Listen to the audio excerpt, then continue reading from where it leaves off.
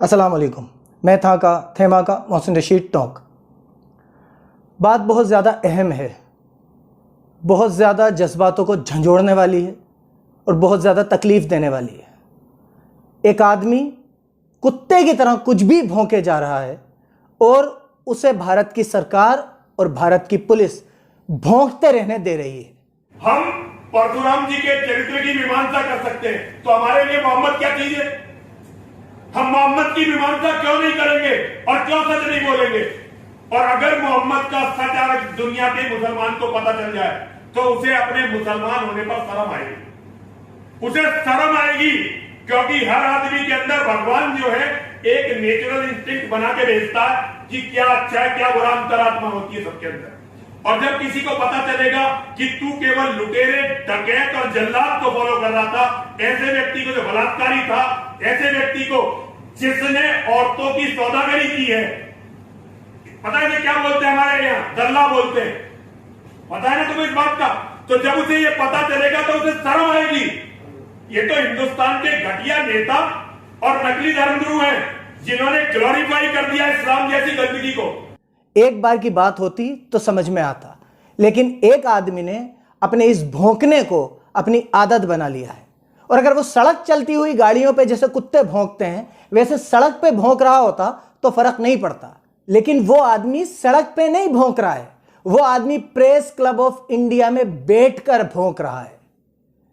इसके जो समझ में आ रहा है ये कुत्ते की तरह भौंके जा रहा है और भारत की कानून व्यवस्था और भारत की सरकार इसे शेह पे शेह दिए जा रही है, इसे छूट पे छूट दिए जा रही है कि बेटा तू भौंक, जितना अल्लाह के नबी मोहम्मद सल्लल्लाहु अलैहि वसल्लम के लिए भौंक सकता है तू भौंक।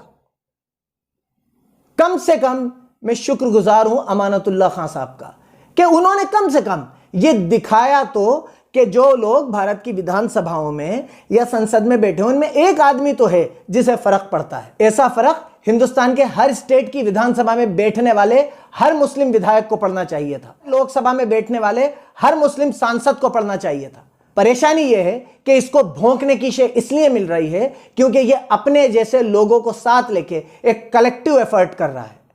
और हमारी गलती यह है कि हम अकेले अकेले छिन बिन होके अपनी अपनी छोटी छोटी सी कोशिशें कर रहे हैं। और जिन लोगों पे फर्ज है, जो लोग मुसलमान होने के नाते चुन के जाते हैं, जो लोग उस नबी की उम्मत में होने के नाते चुन के विधानसभाओं में और लोकसभाओं में बैठे हैं, उन्हें इस बात से फर्क ही नहीं पड़ रहा कि वो आदमी क्या भौंके जा रहा है। अगर हिंदुस्तान के स्टेट से हर असेंबली से एक एक विधायक एफआईआर कराता, एक एक सांसद एफआईआर कराता, तो क्या यह आदमी अभी तक ये सब भौंकता रहता? मेरी हिंदुस्तान के लोगों से, हिंदुस्तान के उन मुसलमानों से जो मुसलमान होने की वजह से ओहदों पे हैं, हाथ जोड़ के गुजारिश है कि कलेक्टिव एफर्ट कीजिए।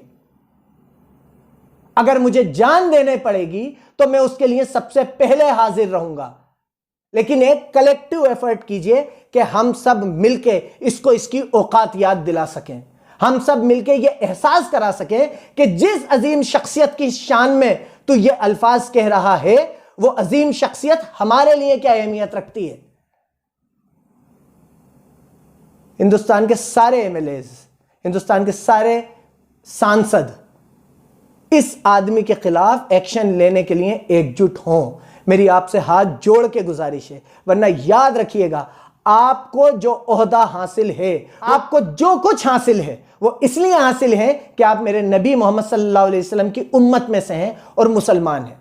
उसका फर्ज अदा कीजिए। और मैं आप सबसे भी गुजारिश करूंगा कि एकजुट होकर इस आदमी के खिलाफ एक्शन लीजिए।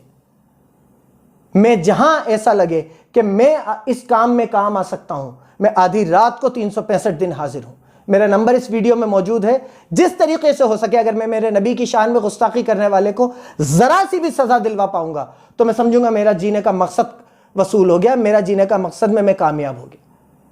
इस आदमी के खिलाफ एक्शन लीजिए, इसको अरेस्ट कराइए, इसे इसकी सही जगह पहुंचाइए। बहुत बहुत शुक्रिया। मैं था का थेमा का मोहसिन रशीद टॉक।